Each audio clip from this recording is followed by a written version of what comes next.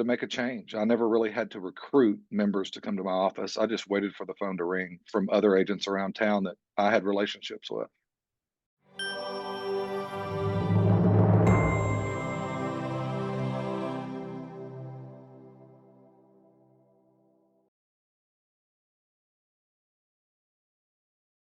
Hey everyone, Shaune Corbett here, Real Estate Success, and I have Ryan Newlin on the call on the Zoom with me today. How are you, Ryan? I'm doing well. Thanks, Shaune.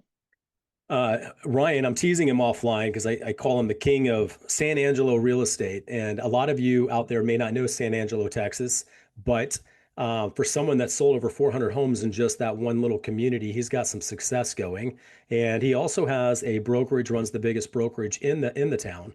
And he's down to earth. He's a good old Texan, barbecuing, loves to cater, does all kinds of fun stuff that I'm definitely into as well.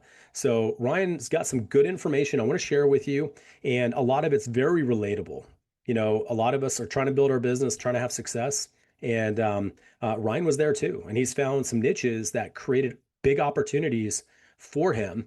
And we're going to talk about how he did it. But the first thing I always start with is Ryan, in the town you work in, you probably could have done other things, possibly. I assume you Yeah. have the gifts and strength. You could have done other things, but you are selling real estate. How did you end up selling real estate?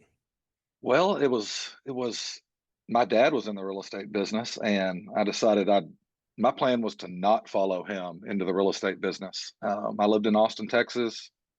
I worked at a golf course, knew a lot of guys that were in the real estate business, and they had an opportunity for me to move back to San Angelo in the mid early 2000s and start purchasing houses for an investment company. That turned into just getting my license and opening my own doors rather than calling an agent to open those doors.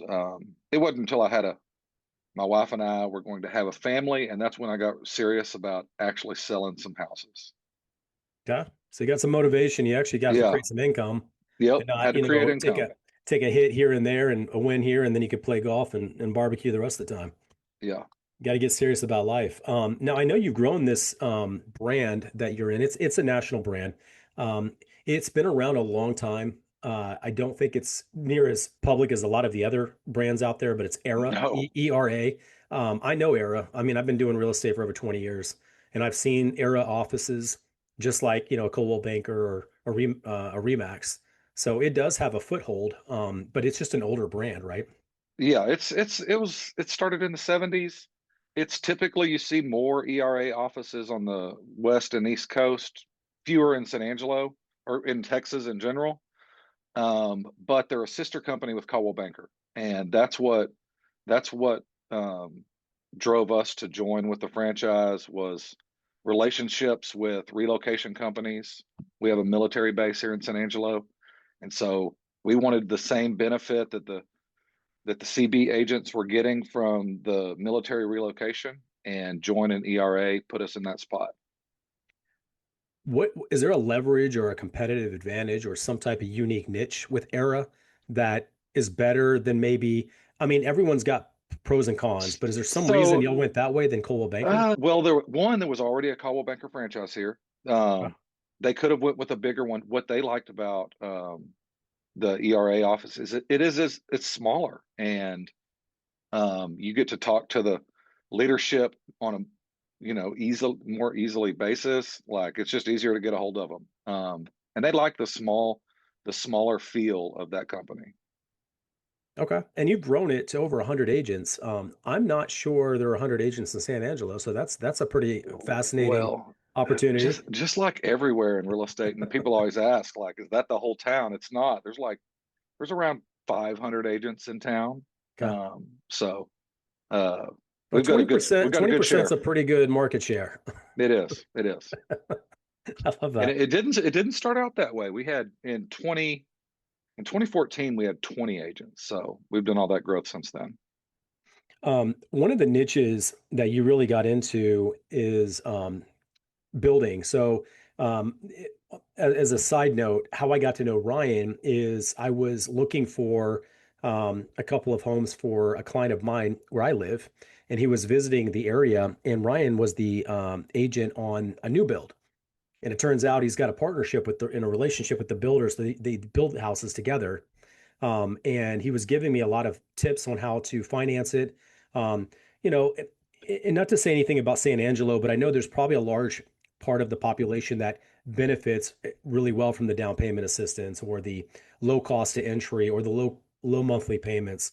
So it's got a little bit lower price point because the jobs, a lot of them just don't pay as much as they may pay in other metropolitan areas. So that's a real niche and a passion that Ryan has. But we connected there and he gave me some pointers and help. And I remember looking back, I was like, man, he really gave me a lot of good things and he didn't even know me. Um, and then I started looking at your background. I realized you sold a 400 houses. I need to talk to this guy. I think you'll actually have Yeah. some good information for us on our podcast. But I want to talk about the builder part. You know, Yeah. I don't want to take over and talk this whole day. I want you to share some things. So you got into the builders. Tell us about the process to get into that space, and because you were already doing flips and you knew a lot about that process, which is just the next level would be, well, let's just build one from scratch. How did you get Well, into that? I was doing flips. I was buying long-term hold rentals, and I came across a lot that was for sale. Looked like it was in a good area.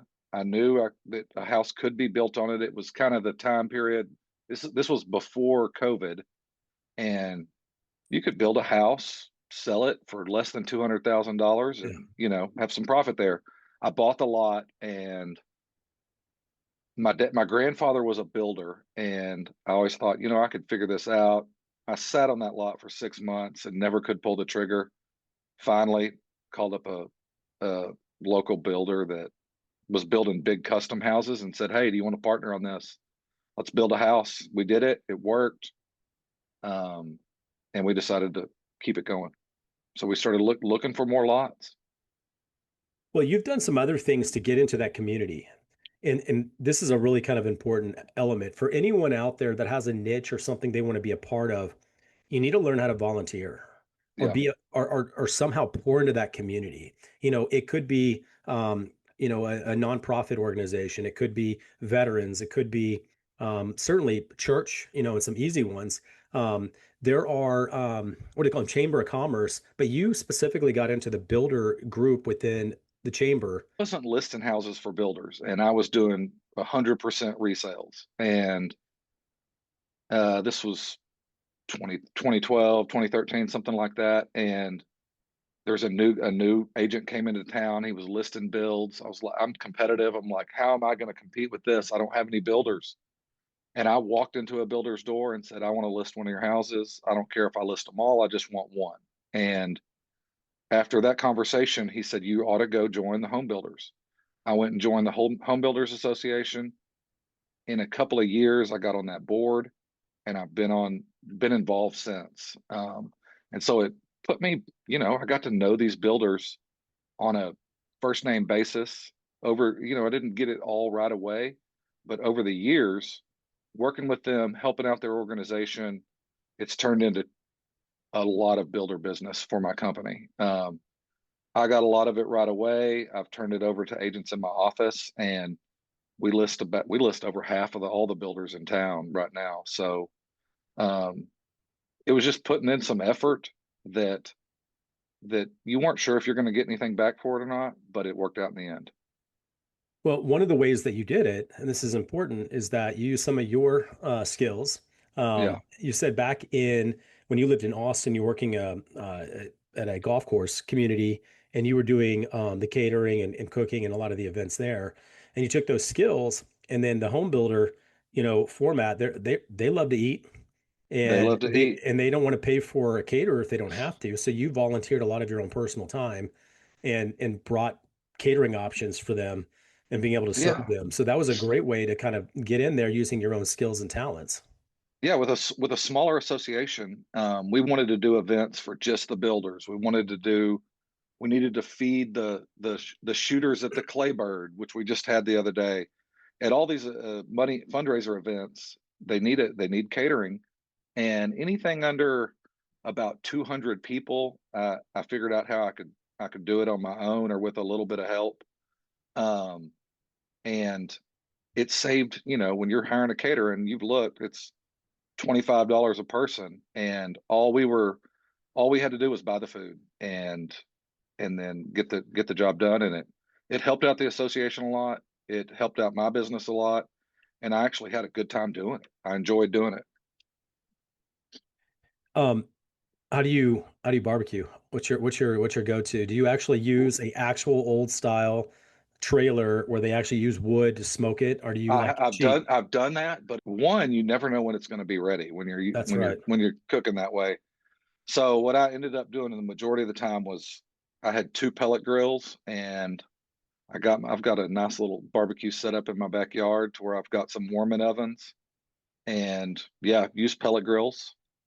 We've now, since we've got Blackstones, and the HBA's bought a bunch of stuff, so we can knock it out on our own at the HBA office. So Yeah. I do it a bunch of different ways, but I have woken up at 4:30 in the morning to start a fire to cook 8 briskets for a claybird shoot that afternoon. I use I've gotten pretty heavy into the Traeger. I know that's a probably easy way to get into Oh yeah, for the sure. pellets because they work great and they're not too smoky and it consistently, heats it up. It's great. But I do briskets and I did every time I'm way short on time and I don't know if I'm just doing it wrong, but I did one on Mother's Day because my wife loves brisket and so does our family. So that's kind of like the king meat for me to smoke. Yeah, So I started at 7 o'clock the previous day, and it wasn't done until right at about noon. The fall because we have yeah, rains coming. We did it in the afternoon. Normally we do it in the evening. So to have it done by noon, lunchtime for everyone, it was every bit of all that time. yeah. So I That don't know. no Briskets are the riskiest. They're so expensive now too. It's Yeah. tough to do, but like pulled pork is the easiest, most Yeah. cost effective thing you can do. And with my pellet grills, I've put them on 10, 11 o'clock at night and just hope those pellet grills keep working all night. And woke up the next morning to cooked pulled pork. So I've done that Yeah, as well. you can miss and mess up some a part of it, but it'll still be good. Yeah, But yeah, brisket, it just sometimes gets stalled. It just have different things that happen, and it just doesn't quite turn out exactly. the right. So anyway, I know that's a totally side deal, but But yeah, it's, I think, it could be that organization, it could be any organization is getting involved. It can do wonders, for just personally and for your business. I tell you that advice should carry well with agents, with other agents that aren't in their brokerage, and I Yeah, think that's a real challenge that most of us see it as a competition. And, like I told you offline, I mean, I've become a lot more collaborative and I'm very competitive just the same. I want to win, just like yeah, every agent that became an entrepreneur that wanted to go out there and make money and have and build their brand and build something. They're not doing it to be volunteers. They want to win. yeah, But if you actually engage others and find out what their interests are or what, all the builders are different. They all have different interests. They all have different niche markets. So if you understood that, then you can line up clients before they even get built because you know correct. exactly what they want, where they want to be, and you know what the builder, you know what the quality of where they're going to level out at, and still deliver at the price that the buyer can afford. That's Yeah. invaluable. And it's turned into builders that they might list with other agents that aren't in our office. I get questions all the time, like, what's selling? I've got to build a few houses. What do you see coming up? So it's turned into uh definitely a positive for my business. And the other thing is I want to focus on the other agents, not the enemy. Same thing with builders. I think some of us we get into this kind of competitive space where we look at them that they're going to make it hard for us to close. And their interest, they're not building a product that's not good. They're building a product for a particular niche buyer that will be good for them.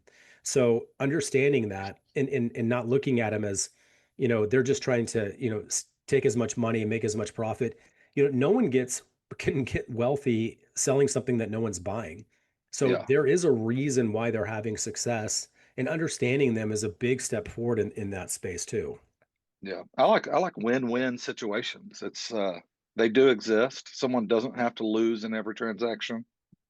I use that just selling real, like how I grew this company in, I don't know, it seems like a long amount of time now. It's 10 years.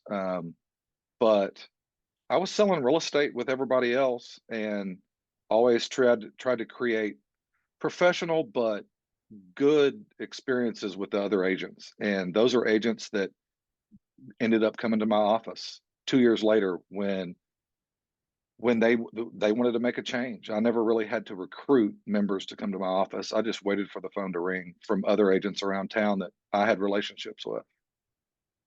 That's important. I know in some of the bigger markets, it's a little short-sighted that you think you'll never talk to that agent again. And I'm telling you, I've been doing this for years, and often agents that we had friction come back Yeah, around and we end up, interacting again. So keep that in mind. I mean, even in the large markets, that's still going to be something that is a consideration.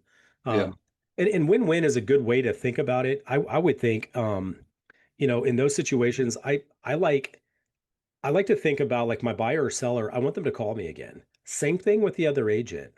yeah, I yeah, want to make sure I deliver a product on both sides, my client and to the agent, that they would say, wow, that guy's on top of it. And you can tell, yes, he's battling for his client, but he's also making it so we have a way forward. And I don't just put up a take it or leave it. You yeah, know, exactly.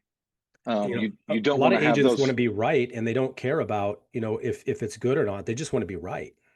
Yeah, in San Angelo at least we close at the title companies, and generally the seller goes first, buyer follows through, and you don't want those closings where they have to schedule a complete separate time for the buyer and seller to enter, Yeah. because the agents don't want to see each other, the clients don't want to see each other. Um, it's always nice, especially in a small town like we're in, that everyone's shaking hands at the end. Yeah.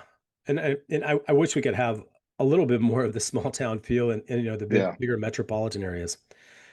Something you were talking about separate, there's mergers and acquisitions is becoming a big event right now. I know there's several big ones just in the last month. I mean, it's been very fast and it's coming fast. How is that how are you feeling about that? How is that affecting you and your I don't. market? It's not a. It's. I'm sure it will affect this market. It's not right now, but it's given some. Everyone's like, what's going to happen next? We're a small MLS. Again, our town covers just the counties around us, and it seems like a lot of people are watching it as, are we going to have a statewide MLS soon? Are we going to have a national MLS soon? Is our our agents going to start coming more into our market, or our data is going to get leaked out to other markets? So we're just not sure at this point. But it is interesting with the mergers of companies that it could create fewer smaller companies and more large companies for sure. It is getting hard in the boutique space for sure for a lot of the Yeah, boutique offices. Now, I wouldn't qualify. Era is obviously a bigger company, but I wouldn't qualify as a boutique only because of the amount of market share you have where you're at. Most boutiques are probably under 20, maybe yeah, 30. And unfortunately for most of them, the broker has to produce in order to keep the office open until you get to like about 60 agents. Then you actually have enough production where the broker doesn't have to be in. yeah, It's a hard place. And in that space in there, you can operate and niche in very specific situations. Like for example, I knew a broker in some of these downtown. I knew one in downtown Austin, one in downtown Dallas, and they do leases, but they do leases that are like $8,000 to $10,000 a month. yeah, So you can actually earn real income doing these specific niche leases that a big brokerage isn't going to be able to offer much to you to help you. So you could keep it all and do it all and just keep that system going. But there are others, or even commercial sometimes. You're specialized, you know what you're at, you're doing industrial, you're doing commercial leases, and you got it down. Adding a big brand doesn't always help that type of situation. So those sometimes are still insulated. yeah, But the mergers definitely. and acquisitions is definitely changing the landscape of the way brokerage operations are running. Yeah. In San Angelo, everyone's got everyone's got an office. Even if you're a cloud brokerage, you're going to have a local office. The agents here, they just want to have an office to go to. Again, we're not traveling, or we're not sitting in traffic in San Angelo, Texas. We are, 10 minutes to anywhere you want to get in town pretty much. And agents want that office. So uh, we're out of space at our two offices right now. So I've thought, am I going to get a third office? Am I going to go to a hybrid model? I'm not sure at this point. Well, you could. Yeah. Do you have enough training facility space? Definitely not. Definitely not. Because I've got like both offices that I operate out of had training space at one point, and now they're full of agents. So we do a lot. We do a lot of training on Zoom still, and we'll rent a space. We'll go to the board of realtors, use their space, so we figure it out. It's funny, I've kind of gone the opposite. I'm now a one man show. Hmm. I've had as many as 30 agents at one time. But I'm a one man show now and I want to meet in person. I don't like doing Zoom anything if I can avoid it. I'd rather Yeah, podcast with you in person if I could. That's a big thing for me because I think the Zoom thing really gave me a bad taste from COVID, where yeah, everything was Zoom and we were not communicating and connecting. I don't really know you real well just for by Zoom. I mean, we got to like kind of meet, you know what I mean? yeah. But No, I get it, and the Zoom does get annoying, but like, and again in San Angelo, I have agents that are part time. I have a lot of part time agents that don't do it full time. So if I'm in both offices Monday through Friday, which is what I do, um, I won't see a lot of them. And I've got to get the information out to them, especially now with Texas contracts changing. It's going to be about every year now, it seems like. yeah, I've got to get that information to them. So I make sure I get it recorded on the screen so they can watch it on their own time. what do you use?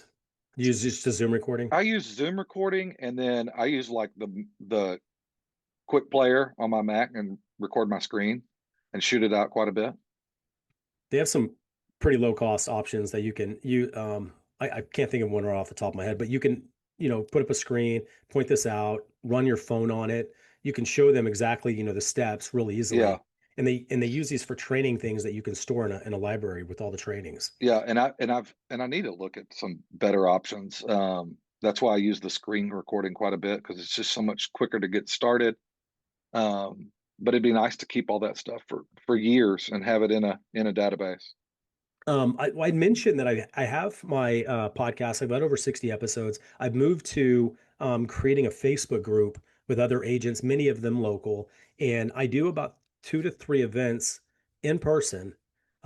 We have a lot of executive suite options out here, lots of them. Yeah, And our executive suites, most of them offer conference room time, and the one I'm in now can hold about 30 people. So every about 2 to 3 times a month, I'll have everyone in that has that in my reach. I want them to come out. yeah, I do a lot of free trainings and stuff, and I don't even train them. I get other people to train, because I yeah, like collaboration, and I like having in the sponsors. I can get sponsors all day. I mean, roofers and inspectors and foundation companies, they'll come and sponsor lunch every single time because they want to get in front of the agents too. yeah. Are you focusing on residential real estate there? Yeah, I've Yeah, done some commercial, but just because I've done this for so long and I've got a pretty good IQ in real estate, so I yeah, do 99% is residential. Yes. yeah, yeah. That's the majority of our business at our company is residential, but we do some commercial, some farm and ranch. There's quite a few. There's a lot of ranch land around here, and then we have two agents that do property management. So Okay. You'll allow yeah, property management at Era. yes, Okay. yeah. Um, I think we manage about close to 600 doors. Generally, those are single family homes, yeah, some small apartments, and a little bit of commercial. I bet they stay rented. I bet the rents are probably low, but I bet the occupancy is high. Rents aren't low compared to what they used to be, but yeah, like the occupancy's high. I think right now on our MLS, there's only total about 40 rentals available. In the entire So area. Wow, that's yeah, crazy. yeah, and we've got three pending data centers that haven't started building in San Angelo or around San Angelo, but Yeah. it looks like it's going to happen. We'll see. There's a big fight on that all over Texas right now. Um, I want to come back to that in just a moment because I do want to yeah, talk about data centers because you have land that we don't, and you're going to get firsthand experience of what that looks like. But I yeah, wanted to come back to something. One of the things, and most agents aren't aware of this, but you can operate your entire business without being a member of Association of Realtors and yes, without using your MLS. Okay. yeah, There are national MLSs that are available you can use right now that will syndicate to every single website, including like Zillow and Realtor.com and all those type of things. You do not have to use the MLS to syndicate. And why would you do that? Because you can focus on um, unique selling propositions and not features in the Hmm. descriptions. And you can also get it where it will only allow end people buyers to call you directly and you will not have another agent involved.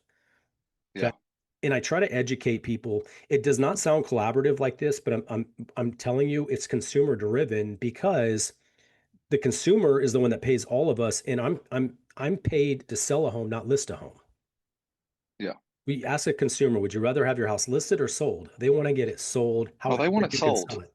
Yeah. Yeah. So if you can sell it directly to buyers that you have exclusive access to, and they don't have to go through the process of listing and waiting that 60 to 90 days because the DOMs are long, that's a really good strategy. And at the same time, you can fire NAR and not use the local board. It's just some things I say this not for everyone to do it, but for you to wrap your mind around. There are other Yeah. options. I've done a little bit of research, especially in the last couple of years. There's been all the changes going on with NAR and the lawsuits and everything like that. Um, and yeah, it's definitely interesting, and we'll see what happens going forward. But I would say somewhere in between there is where it's going to probably end up. As most things, Yeah. for sure. Yeah. I mean, firing all of them may not be the fastest, easiest way to do what you want to do, but Yeah. there are ways you can operate an entire business. You know, where I'm at in Dallas Fort Worth, we have the largest, I think, local association. I think it's the largest in the world after Metrotex took over Collin County. Yeah. Now Metrotex is huge and they have all those members. You can be a member of Metrotex and not be a member of the local, state, and national association of realtors and still be Gotcha. able to sign up for their MLS. Now they charge you an upcharge. You get a discount if you go through the member association. It ends up being about the same cost. And yes, now you don't have NAR there to protect you, but are they really protecting you? Or are they just bowing down to whatever, you know, Yeah. it's unbelievable that, kind of in the space that we're in. So yes, there will be some type of balance here. Yeah. Some of the salaries at the state level and the national level are pretty insane what we're funding. They fall into the government vein, Yeah. unfortunately. You Yeah. can just continue to give it more money. It will eat it and want more and eat it Yeah. and want more. And it won't make good, profitable decisions because it's not their money. It's always that way with anything that's in those type of, unfortunately. I Yeah. don't even blame them, but I mean, they're in the position, they make a lot of money, they have high budgets, and they have to spend all of it. Because if they don't, that budget gets set by the first time they don't spend all the money. So they Yeah. got to spend everything. And they're not incentivized to spend it right, unfortunately. Yeah. And here locally, at least, I've done some stuff with our local board. Agents in my office have, but for the most part, the the people that are up there on a daily basis on all the boards are typically not your agents that are selling a lot of real estate. Right. So it's not like a true cut of what's going on in the business. Yeah, it's not a reflection. They're people that want the political positions more than they want, actual agents that are living and breathing in the real life of what agency is. Yeah. And Yeah, it's for changed. It's sure. changed a lot over 20 years. Yeah. I stay on our MLS committee. I want to know what's going on there. We actually just changed MLSs and dropped our MLS that we'd had for 20 years and hired a new company. And so I just needed to know for our agents how to train them going Yeah. forward with a brand new system. Yeah, you got to be up to date. Otherwise, you're not competitive. Yeah. Let's talk about data centers. Has that been something that's really affected real estate in your area? Do you all have areas that they're looking at taking over or Uh, building it, out? we don't see it affecting it yet, but there's three targeted locations. And so those areas of town, there's some fired up citizens that don't want them in the area. We're an hour south of Abilene, which Abilene's got two or three huge data centers being built right now, and the rents in those areas has went from $1,800 to $5,000 a month.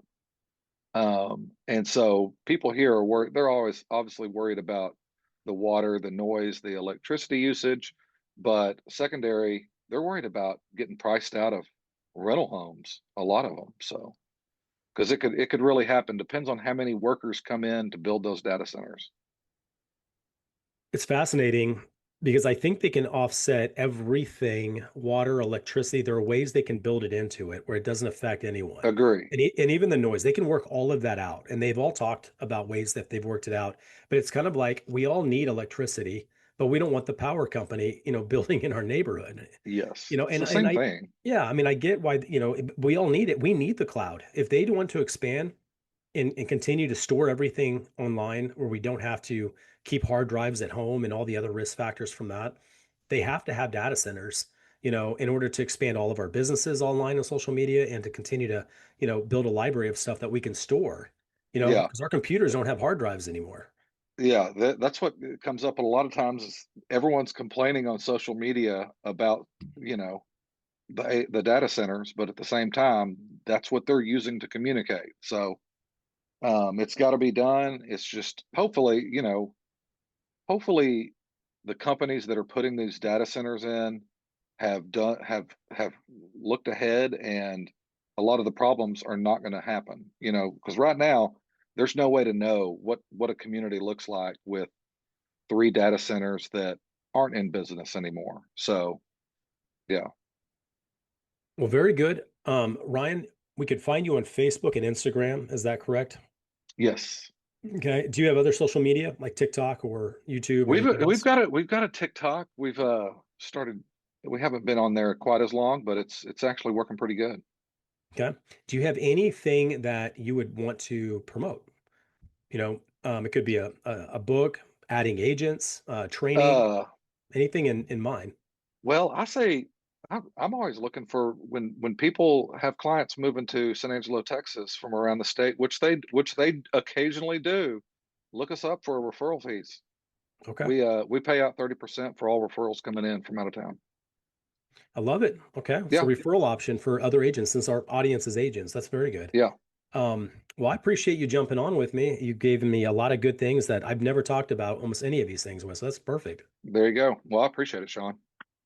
Awesome. For those out there that are new to my YouTube channel and all my podcasts are available. And anywhere you listen to a podcast, I have one. I've got it on Apple, Google, and Spotify.